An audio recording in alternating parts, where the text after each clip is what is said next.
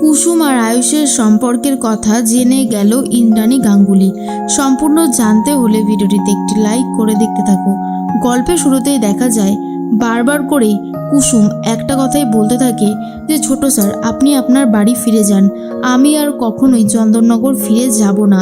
কিন্তু আয়ুষ বলে না, কোনোভাবেই আমি তোমাকে ছেড়ে একা একা ফিরে যাব না। আচ্ছা কুসুম, অন্যায় আমি করেছি আর সেটা আমি স্বীকার করছি, কিন্তু তুমি যদি এইভাবে আমার দিক থেকে মুখ ফিরিয়ে নাও তাহলে যে আমার কতটা কষ্ট হয় সেটা অন্তত তুমি বোঝো। আমি ভুল করেছি, আমি তো ভুলটা শুধরে নিচ্ছি। বহু মানুষ আছে যারা নিজেদের ভুল শোধরাতে জানেই না।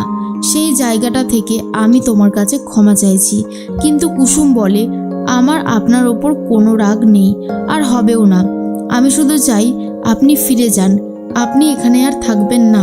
এখানে সবাই আপনাকে চিনে ফেললে একটা বাজে ব্যাপার হবে। সবার আগে প্রশ্ন উঠবে আমার দিকে যে আমি দেবীমার ছেলেকে এইভাবে খাটিয়েছি। কিন্তু আয়ুষ বলে, তুমি শুধু শুধু ভয় পাচ্ছ কুসুম, আমি তো তোমার সাথে আছি। তুমি একদম ভয় পেও না। আমি আর তুমি নতুন করে একটা জগৎ শুরু করতে চলেছি, আর তুমি এইভাবে ভয় পেয়ে পিছিয়ে যাবে সেটা কখনো হতে পারে না।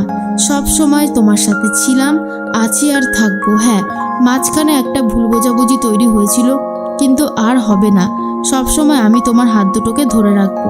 তোমার চোখের দিকে তাকিয়ে আমি বুঝতে শিখেছি ভালোবাসার মানে। তোমার মতন মেয়েরা কখনোই কাউকে ঠকাতে পারে না। আমি আসলে ভুল ছিলাম, কিন্তু এখন আমার কাছে পুরো বিষয়টা স্পষ্ট। সেদিন তুমি তোমার চোখ দিয়েই বাজিমাতটা করেছো। তুমি বা ঈশান কেউই কোনো কারসাজি করনি। প্লিজ আমাকে ক্ষমা করে দাও কুসুম। এরপরে দেখা যায় যে কুসুম তার ঠাম্মিকে বলে, ঠাম্মি এখন আমাকে কাজে বেরোতে হবে, সমস্ত কিছু চেক করে নিতে হবে। কিন্তু ঠাম্মি বলে, আরে না না, তোকে এসব কিছু করতে হবে না, এই তো ভ্যাবলা আর রাজা আছে, ওরা দুজনে দেখে নেবে। কিন্তু তখন কুসুম বলে, আমি তাহলে বাজারটা করে নিয়ে আসি, ঘরে তো সেরকম কিছু নেই। এরপরেই আয়ুষ তখন বলে, আমিও যাব, সেটাই ভালো হবে। হ্যাঁ না, ম্যাডামকে একা একা ছাড়াটা কি ঠিক হবে? তখন ঈশান বলে, আচ্ছা আপনাদের বাড়িতে কোনো সাইকেল নেই? তাহলে তো দুজনের আসা যাওয়াটা অনেক বেশি তাড়াতাড়ি হয়ে যেত। এরপরেই ঠাম্মি বলে, আছে তো, সাইকেল আছে, আমি এক্ষুনি ব্যবস্থা করছি। এরপরে আয়ুষ সাইকেল নিয়ে বেরিয়ে পড়েছে। কুসুম তখন বলে, যে মানুষটা গাড়ি ছাড়া কখনো বেরোতেই পারতো না, আজ সেই মানুষটা সাইকেল চালাবে, দেখেও কেমন যেন একটু অবাক লাগে। আর এই একই কথা ঈশানও ভাবতে থাকে যে ভাইদা তো গাড়ি ছাড়া বেরোতোই না, আর সেই ভাইদা এখন সাইকেল নিয়ে বেরোবে। সত্যি কতটাই না আলাদা লাগছে সব কিছুই। এর মাঝখানেই দেখা যায় অন্যদিকে কাকিমণি কথা বলতে থাকে ইন্দ্রাণী গাঙ্গুলির সাথে। ইন্দ্রাণী গাঙ্গুলি বলে, রাতুলের নামে তৈরি স্কুলটার দায়িত্ব আমি কুসুমকে দিয়েছিলাম, কিন্তু কুসুম তো আবার কয়েকদিনের জন্য বাড়িতে গেল। এরপর দায়িত্বটা যে কাকে দেব, সব ঠিকঠাকভাবে কাজটা করতে হবে। মীনাক্ষী যথারীতি আবার কাজের ভাগ চায় আর বলে, আচ্ছা ঠিক আছে, আমি তো আছি, তোমরা আমাকে কেন কাজ দিতে চাও না বলো তো, আমি খুব সুন্দরভাবে কাজটা করে দেব। এরপরেই ইন্দ্রাণী গাঙ্গুলি এটা ওটা বলে কাকিমণিকে সরিয়ে দিতে চায়। আসলে কাকিমণিকে কোনোভাবেই বিজনেসে ইনভলভ করতে চাই না ইন্দ্রাণী গাঙ্গুলি। তখন ইন্দ্রাণী বলে, আমি শুধু ভাবছি কুসুম, আয়ুষ আর ঈশান কবে বাড়িতে আবার ফিরবে। ওরা ছাড়া বাড়িটা একদমই ফাঁকা লাগছে, একটুও ভালো লাগছে না। তখনই রাজবাবু বলে, আরে আসবে, খুব তাড়াতাড়ি ওরা চলে আসবে ইন্দ্রাণী, তুমি একদম ভেবো না এসব নিয়ে। এরপরেই কুসুম পেছনে বসেছে আর আয়ুষ সাইকেলটা চালাতে থাকে। আর একটু হলে রীতিমতো লোকজনের ওপর দিয়ে সাইকেল তুলে দিচ্ছিল আয়ুষ। তারপর ও সবার কাছে যথারীতি ক্ষমা চায়। এরপর কুসুম বলে, ছোট সাহেব, এইভাবে লোক হাসিয়ে কি সত্যি কোনো লাভ আছে? আপনি ফিরে যান না, আপনি আপনার জায়গায় ফিরে যান। কেন এইভাবে ঝামেলা করছেন বলুন তো?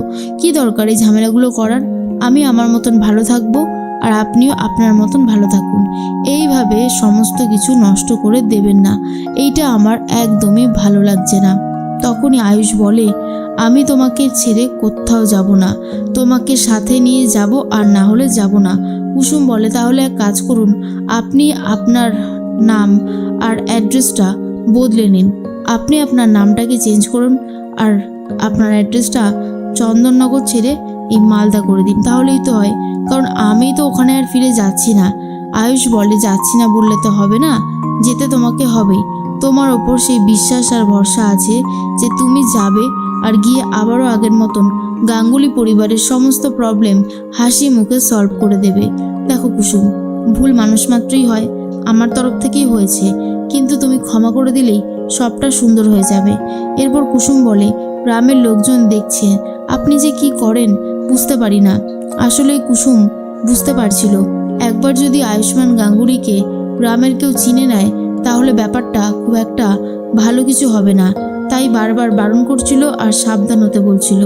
এরপরে আয়ুষ চলে যায় বাড়িতে, আর সেখানে গিয়ে দেখে রীতিমতো ঈশানকে দিয়েছে পেঁয়াজ কাটতে, আর পেঁয়াজ কাটতে গিয়ে চোখের জল বেরিয়ে গেছে ঈশানের, আর বলে, ভাইদা দেখ দেখ, তোর জন্য যে আর কত কষ্ট করতে হবে সেটাই বুঝে উঠতে পারছি না।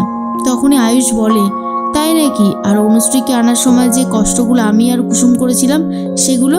ঈশান বলে, তার জন্যই তো আমি এখানে এখনো মুখ বুজে পড়ে আছি, তাহলে কি আর পড়ে থাকতাম? এর মাঝখানে আবারও রাজাকে কাজ দেওয়ার জন্য চলে এসেছে ঠাম্মি, আর বলে ডালটা বেছে দিতে আর চালটা বেছে দিতে। এরপর কুসুম ভাবে, এত বড়লোক বাড়ির ছেলে হওয়া সত্ত্বেও কিভাবে মুখ বন্ধ করে সমস্ত কাজের দায়িত্বগুলো সামলাচ্ছে ছোট স্যার, দেখেও কত অবাক লাগছে। ঈশান ভাবে, এইভাবে চলতে থাকলে খুব সমস্যা হয়ে যাবে। ভাইদা যে কখন নিজের মনের কথা কুসুমকে বলে এখান থেকে নিয়ে যাবে কে জানে। এরপরেই দেখা যায় কুসুমের সাথে কথা বলতে থাকে আয়ুষ, আর হাতটা ধরে বলে, চলো না কুসুম, ভুল ত্রুটি মাপ করে দিয়ে একে অপরের পাশে দাঁড়াই, একে অপরের প্রতি ভালোবাসা রেখে একটা নতুন জগৎ তৈরি করি।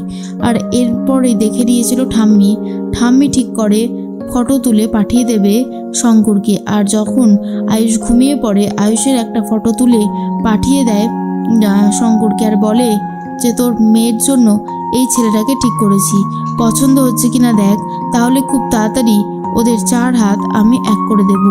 এরপর গাড়ি চালাচ্ছিল শঙ্কর, পিছনে বসেছিল দেবীমা, তাই দেবীমাকে বলে, কর্তামা একবার ফোনে পাঠানো ছবিটা দেখুন, কুসুমের বর হিসেবে এনাকে পছন্দ করেছে কুসুমের ঠাম্মি। এবার আপনি বলুন তো, এই ছেলেটার সাথে কি মানাবে আমার কুসুমকে? এরপরে যখন ফোনটা খুলে দেখতে যাচ্ছি, ইন্দ্রাণী তখন বলে, তোমার কুসুমের জন্য যে কোনো কাউকে তো আর পছন্দ করা যায় না, ভালো কাউকেই পছন্দ করতে হবে। ইন্দ্রাণী গাঙ্গুলি যখন ছবিটা দেখে জাস্ট চমকে যায়, সেটা আর কেউ নয়, সেটা হলো আয়ুষ, তার বড় ছেলে। এটা দেখে তো অবাক হয়ে যায়। অন্যদিকে কুসুম ভাবে ইন্দ্রাণী গাঙ্গুলি জানতে পারলে কোনো দিন এই সম্পর্কটাকে মেনে নেবে না, আর কুসুম সেটা খুব ভালো মতন জানতো, কিন্তু তবুও আয়ুষ বারবার করে কুসুমকে সেই আশা দিয়েছিল যে কুসুমকে নিয়ে আয়ুষ সুন্দর সাজানো গোছানো একটা সংসার তৈরি করবে।